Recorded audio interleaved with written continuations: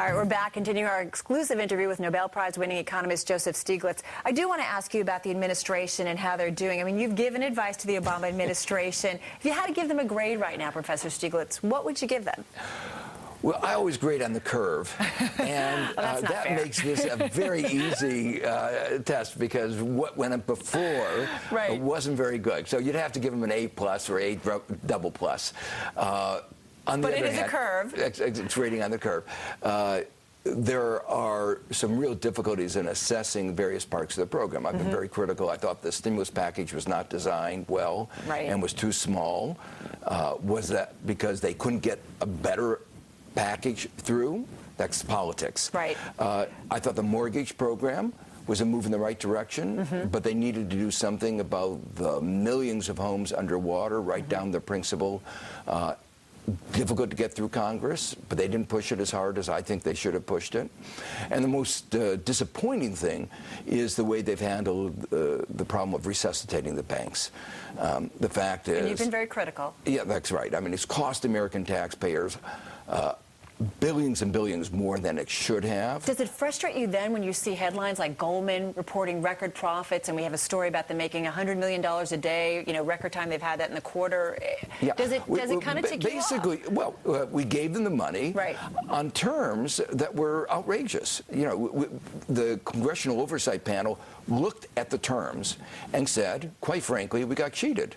For every $100 we gave them, we got back only $67 in preferred shares from them, and preferred shares, most of them went down in value. Well, who got it wrong? I mean, did the president get it wrong? Does it his advisors, be it Timothy Geithner, Larry Summers, pick your name, did they get it wrong then in terms of the advice? I think that they were trying to have a strategy of what I call muddling through. They didn't have a vision of what kind of a financial system we wanted after the crisis. The banks wanted to go back to where we were before the crisis. Right. In fact, what has happened is the problem that we had, these too big to fail banks, have become even bigger. So we're in what, worse shape than we were before? We're in worse shape going forward. And we didn't give the money to the small banks, the community banks that lend money to small and medium-sized enterprises. Right. So we let all this money go out, and lending didn't start again. Let me ask you. And it was predictable. All right. So then let me ask you about some of these key players. I mentioned Larry Summers, Timothy Geithner, Ben Bernanke. I mean, would you include them in the class of kind of great economic thinkers? I mean, a class which many would put you in, but when you look at what they're doing, would you include them? That's a hard question. Now, you know, they've done good work. Here. They've done good work. You know, Summers and Bernanke are both distinguished academics, one at Princeton, one at Harvard. But are they great economic thinkers and the kind of thinkers we need to really finish getting us through this crisis and then beyond? Well, I think you're raising some good questions, because this crisis is very different and illustrates actually some of the aspects of the economy where I argue that some of the traditional theories that were used by central bankers, not only in the United States but all over the world, were flawed. Right. You know, for instance, one of the things, they focused a lot on inflation. I think inflation is important, but financial stability is probably even more important. So while we were worrying about the little losses caused by the increase of inflation from 2% to 2.5% or 3%, we lost the big picture. And we're losing in value trillions of dollars. Now, that's a big mistake. And the monetary theory that is taught in many schools around the country was focused on the wrong concepts. So you're saying they got it wrong? I only got 30 seconds before I have to take a break. Yes, they got it wrong. They got it wrong. Well, as I say, though, but they and many other people got it wrong. There are always challenges to standard theory. Right. And this particular episode happens to bolster the kinds of theories that I was putting forward. Right. And I want to ask you about that. We're going to take another break, come back. We are talking with Professor Joseph Stiglitz. More when we come back to you on this Wednesday. All right, we're back at 4:30. We're talking with Nobel Prize winning economist Joseph Stiglitz. So we're talking a little bit about the administration, and I know you've had dinner at the White House. I got to ask you about this. This was in Newsweek, and they said you were a bit miffed about being invited to a recent dinner at the White House last minute. Other folks, other eminent economists like yourself, I think Alan Blinder, Ken Rogoff, they'd been invited the week before. I mean, why do you think you've not been so readily included like some others? Well, actually, I think that was journalistic exaggeration. So you weren't miffed?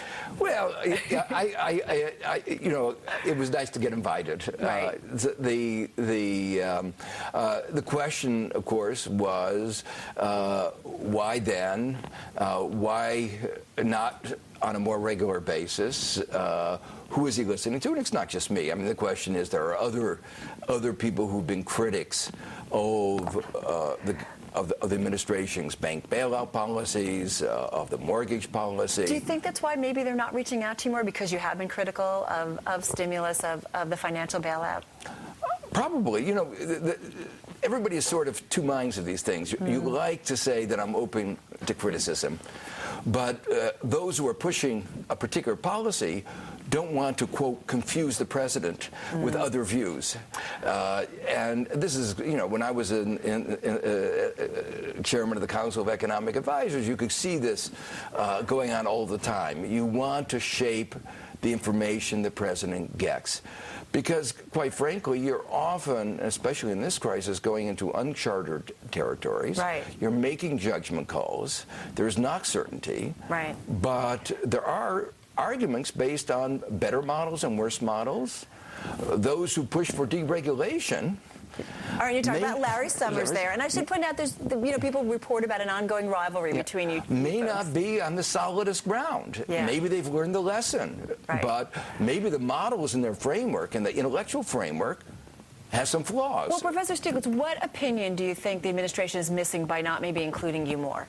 What may be important point here? Well, I think the process by which we dealt with the banks is one example. And right now, the big notion is the recovery of the banks and the recovery of Wall Street may be necessary, but it's far from sufficient for an economic recovery.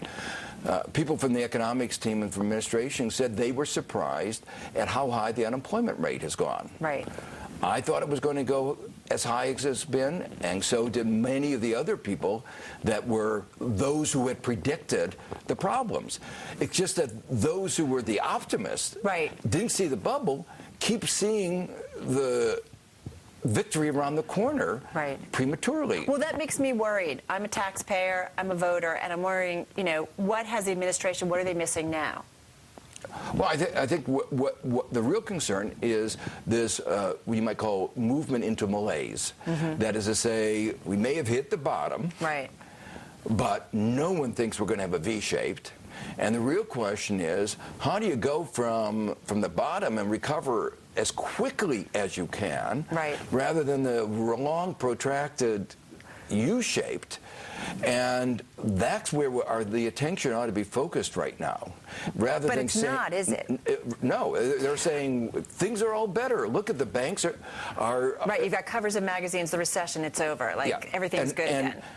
And I'll tell you, most Americans care about one thing. Do they have a job? Do they have a job? And what's happening to their wages? The fact is, unemployment is continuing to grow, and wages are weak, not surprisingly. So based on the course we're going, what do you think is going to happen? Is it going to be a very, very protracted recovery here? Could we see another bounce down? I mean, what do you think is the likely course I think we're going to here? have a protracted recovery. And so another year? Oh, it could be longer than that. 2 years? Yeah, it could be even longer than that. 3 years? Yeah, well, I mean, one way of thinking about it, to help frame the discussion, is our labor force is growing about 1% a year. Right. And normally, productivity grows at about 2%. We've been doing a little bit better some years, 3%. Right. But that's normal. And that means if we don't grow at 3%, we actually will have an increase in unemployment. So growing at 1% or 2% isn't enough to get the unemployment down from the near 10% down to 5% where it should be. And no one's talking about growth in the numbers of greater than 3% that we would need. Right, and so especially difficult in this crisis because it's synchronous. We're down, Europe is down. Lays it out. Yeah, that makes it, we can't export our way out of this. I just got a few seconds left here. I talked about a lot of the administration officials. I want to be fair since we talked about Larry Summers and some of the other ones. What about Ben Bernanke? I think I've got about a minute or less than that. Does he deserve a second term in your view? That's a hard question. There was a very interesting article in the Financial Times by Willem Bouter, a very distinguished professor of economics Right. at LSE. Just got a few seconds. Okay, what he said is, Bernanke didn't get it right. He didn't see it coming, and maybe we should go for a new face. And he suggested Janet Yellen. 5 seconds. Do we need a new face? I think that's something that ought to be considered. Ah, good to know. All right, and good to hear. Professor Stieglitz, thank you so much for coming in, spending so much time. Sure, Appreciate thank it.